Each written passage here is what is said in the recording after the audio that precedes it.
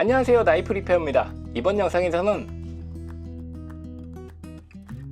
이 과도 칼 연마입니다. 현재 작업할 부분은 많이 있는 건 아니고 여기 날 끝을 보면 이 부분 여기가 조금 손상돼 있고 전체적으로 재연마가 필요한 상태입니다. 이번 영상에서는 작업할 부분이 많지 않기 때문에 조금은 다른 얘기를 하기 위해서 이렇게 영상을 찍게 됐고요. 이 과도칼 같은 경우는 보통 칼을 이렇게 들어서 재료를 손질하게 됩니다. 내려서 도마에 재료를 놓고 칼을 눌러서 사용하기도 하는데요. 이 과도칼 같은 경우는 재료를 칼을 들고 이렇게 손질할 때가 좀 더 다른 칼보다는 많다고 볼 수가 있습니다. 여기서 날 연마에 조금은 더 도움이 될 수 있는 부분이 있어서 이렇게 영상을 찍게 됐습니다. 보통 우리가 이런 둥근 면을 갖고 있는 재료들, 그러니까 과일 종류겠죠. 과일 종류를 이 과도 칼로 손질하게 되는데요. 이렇게 둥근 면을 갖고 있으면 칼날이 여기에 딱 닿았을 때 칼날이 들어가지 않고 이렇게 미끄러지게 됩니다. 이 현상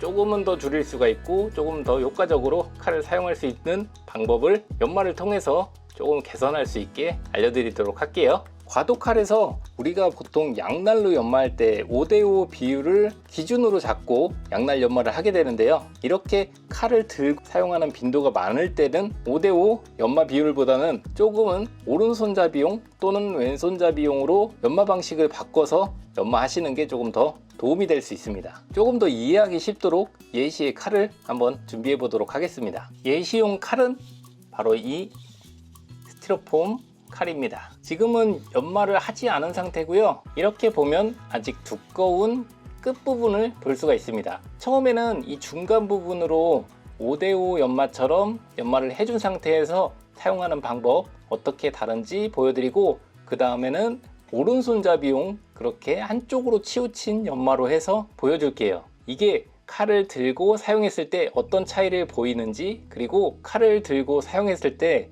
왜 이 칼이 재료에 잘 안 들어가는지를 보여드리겠습니다. 자, 먼저 이 중앙 부분에 칼날을 만들었을 때 약 5대5 비율의 연마를 했을 때 어떻게 재료에 들어가는지 먼저 보여드릴게요. 우선 칼을 이렇게 잡을 거예요.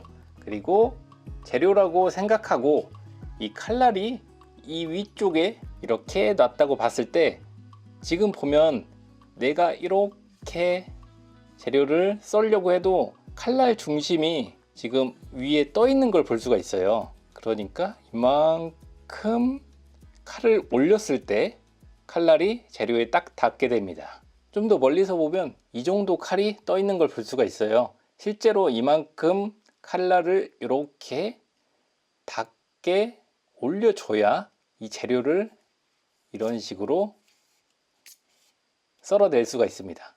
실제로는 재료가 지금처럼 단단하진 않고 약간은 말랑하기 때문에 그 차이도 살짝은 감안을 해주시고 봐주시면 좋을 것 같아요. 자, 그럼 이제 오른손잡이일 때, 오른손잡이는 지금처럼 이 오른손에 칼을 들었을 때예요. 그러니까 이 칼날 중심부가 이 왼쪽 편, 이렇게 칼날을 위쪽으로 올렸을 때 왼쪽 편으로 칼날의 이 끝부분이 이동을 한다고 보시면 됩니다. 끝쪽으로 이동을 시키는 거예요. 두 가지 방법인데, 칼날 부분을 완전히 이동시키는 방법, 그리고 지금처럼 이 중심에 놓고 이쪽 왼쪽 면을 아주 낮은 각도로 이 턱을 없애주는 방법, 이렇게 두 가지가 있습니다. 하지만 두 번째 방법보다는 첫 번째 방법인 이 중심부를 왼쪽 편으로 이동하는 방법을 보여드릴게요. 자, 이렇게 준비됐습니다. 지금 가운데 부분을 보면 이렇게 중심부가 가운데 있지 않고 왼쪽 편으로 이동한 걸 볼 수가 있어요.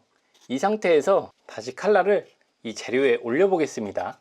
이렇게 가까이서 보면 칼날이 이 끝부분에 살짝만 칼날을 들어도 닿는 걸 볼 수가 있어요. 좀 더 멀리서 보여드리면 이 정도 아까 처음과는 많이 다른 닿는 모습을 볼 수가 있습니다. 실제로 칼등을 많이 올리지 않아도 칼날이 이 재료에 딱 붙게 됩니다. 그래서 지금처럼 칼을 이렇게 손에 들고 재료를 손질하는 이런 용도로 사용하시는 칼 같은 경우는 정중앙에 맞춰서 연마하시기보다는 조금은 내가 오른손잡이다 하면 왼쪽 편, 칼날을 들었을 때 왼쪽 편, 그리고 나는 왼손잡이다, 그러면 칼을 들었을 때 오른쪽 편에 이 칼 끝 부분을 위치해 주시면 좀 더 칼을 효과적으로 잘 쓸 수 있는 방법이 됩니다. 자, 그럼 이 칼은 작업을 하러 가보겠습니다. 영상은 이 팁을 알려드리려고 영상을 찍은 거라서 이 칼 작업은 영상에서 제외를 하도록 할게요. 영상이 너무 길어지고 지루해지잖아요.